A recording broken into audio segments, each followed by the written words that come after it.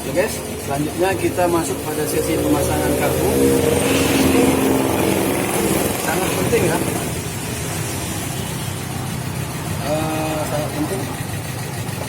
Ini bos bengkel akan menampilkan bagaimana melakukan pengeleman ya, pengeleman kembali terhadap karburator lama. Mungkin gini pertimbangannya.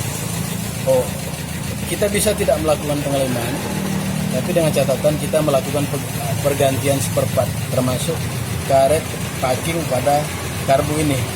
Tapi pada kondisi tertentu, tidak semua konsumen kita itu siap dengan biaya tambahan dari servis tersebut. Maka disinilah letak kontribusi kita terhadap pemilik sepeda motor ataupun terhadap langganan kita.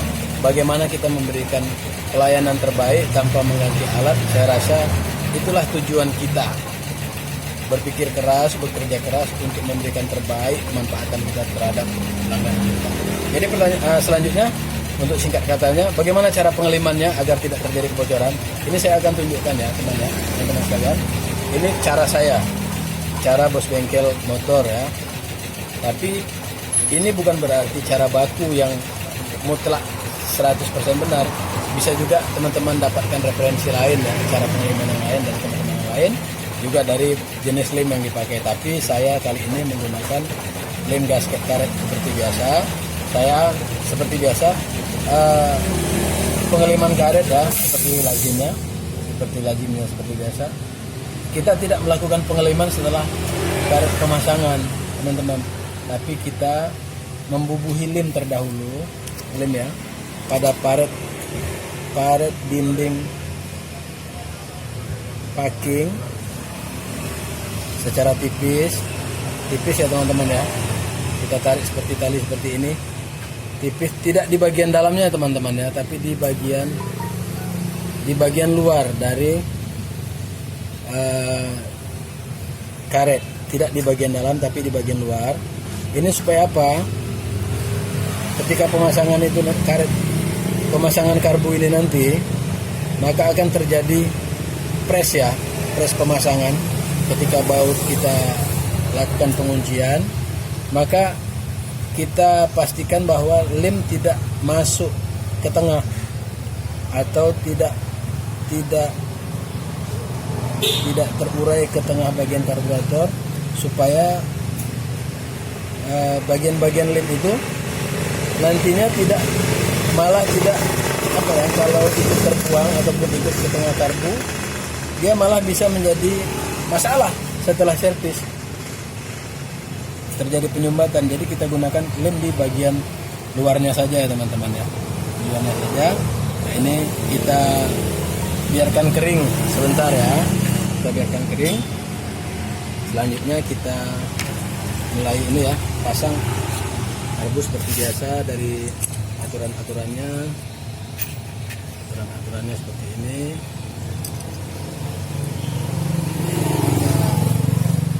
Pastikan ya,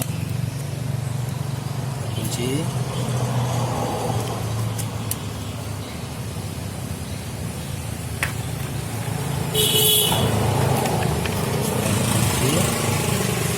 Biasa ini digantungkan untuk tipe Honda. Ya, kita membayangkan aja teman-teman, untuk bagian teman-teman yang masih baru ya, ini kita seperti menyusun puzzle ya. Menyusun puzzle itu biasanya kita akan memasang kembali bagian puzzle tersebut. Yang pertama sekali kita buka tentunya menjadi bagian yang paling terakhir sekali kita pasang teman-teman. Kita bisa perhatikan di sini.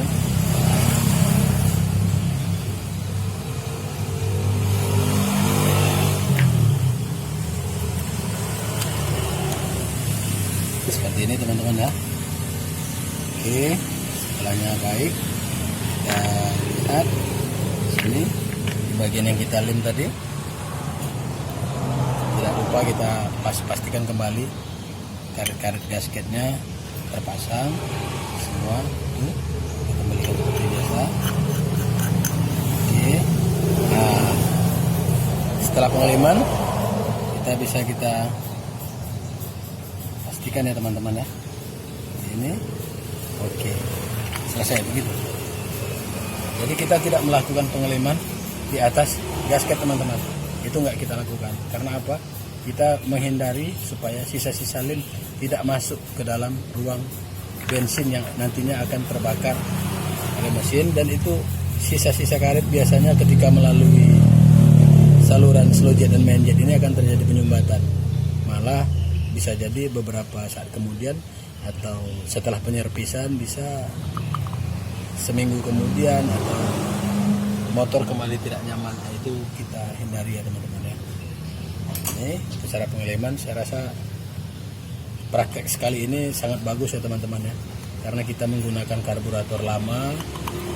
Karburator lama ini artinya memang menjadi praktek yang sangat bagus untuk kita. Jadi teman-teman bengkel sekalian, sahabat-sahabat SMK, pelajar SMK ya, mendapatkan praktek kerja pada motor lama itu kalau bisa dibilang itu sangat beruntung ya. Kita perhatikan sisa lem ya teman-teman ya, sisa lem ini yang keluar dari sisa pemeriksaan tadi. Kita perhatikan ini dia keluar teman-teman. Maka kenapa kita tidak menggunakan lem pada sisi bagian dalam tengah karburator? Karena kita tidak ingin ada rembesan lem seperti ini di tengah karburator ya teman-teman ya. Pastinya itu seperti ini ya. Oke. Jadi untuk ini teman-teman ya, biasanya di karburator lama ini ada bagian-bagian baut yang dol. Kita contohkan baut yang seperti ini teman-teman, dol tidak bisa dikunci. Ini kita nggak boleh melewatkannya teman-teman, nggak boleh kita lewatkan. Kita nggak boleh pura-pura tidak tahu. Itu karena nanti berhubungan dengan kualitas pekerjaan kita. Maka setiap bagian baut yang tidak terkunci ataupun telah terjadi istilahnya dol ya, kerusakan pada karbu, nah, itu harus kita cari solusinya. Mungkin solusi termudah itu kita ganti dengan baut yang baru.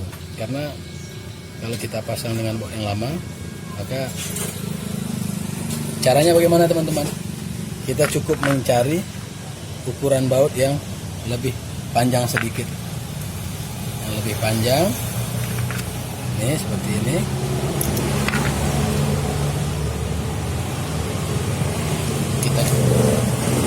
Intinya yang ingin kita sampaikan, kita tidak boleh melalaikan satu baut pun yang tidak terkunci dengan baik, dengan benar ya, dalam proses pemasangan kita. Nah itu tidak boleh kita lalaikan sama sekali. Tetap kita harus selesaikan jalan keluar. Seperti ini, kita bisa pasang mur ya. Tetasnya. Nampak ya teman-teman ya.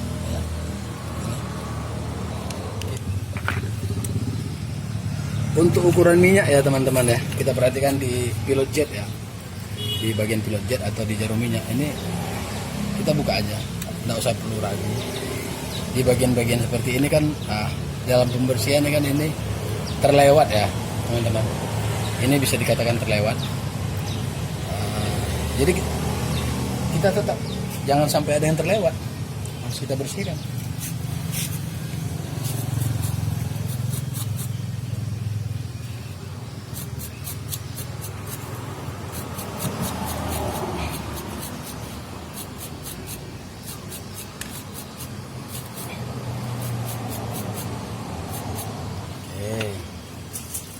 Ini ya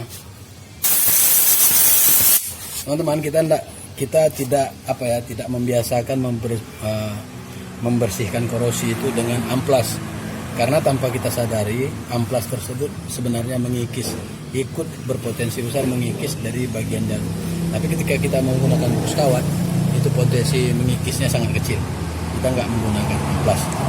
Untuk ukuran jarum ya teman-teman ya, jarum minyak ini biasanya nih banyak nih dipakai teman-teman yang hobi balapan mungkin ya, yang hobi balapan. Contoh, ini kita perhatikan di sini ada 5 tingkatan ulir ya, 5. Kalau dari pabrikan Honda sendiri atau pabrikan sepeda motor jenis apapun, biasanya mereka menempatkan pada posisi standar ya. Posisi standar itu pada tengah-tengah jarum. minyak ini posisi standar. Biasanya ini setelan standar sepeda motor. Mengenai pilihan berikutnya, jika ingin kita untuk pemakaian yang minyak, mungkin kita memilih pada irit minyak ya. Untuk memilih keiritan minyak, kita tingkatkan keiritan, kita bisa menggunakan tingkat di atasnya. Ataupun teman-teman yang hobi balapan dikit-dikit ya, menambah kecepatan, ataupun untuk motor yang bekerja ya, dipakai untuk bekerja, melangsir, mengangkat beban barang, mungkin kita bisa untuk meningkatkan tenaganya dengan menggeser skip minyak ini ke bawah ya teman-teman ya, ke bawah. Ini untuk yang bekerja ya, motor yang bekerja berat, di atasnya untuk yang bekerja ya sedang ya. Ini yang standar irit, yang di atasnya sangat irit. Nah, untuk kali ini kita seperti biasa kita pakai yang standar ya, teman-teman ya. Baik, oke.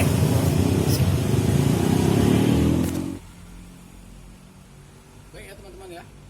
Demikian panduan singkat cuci dan pasang karburator.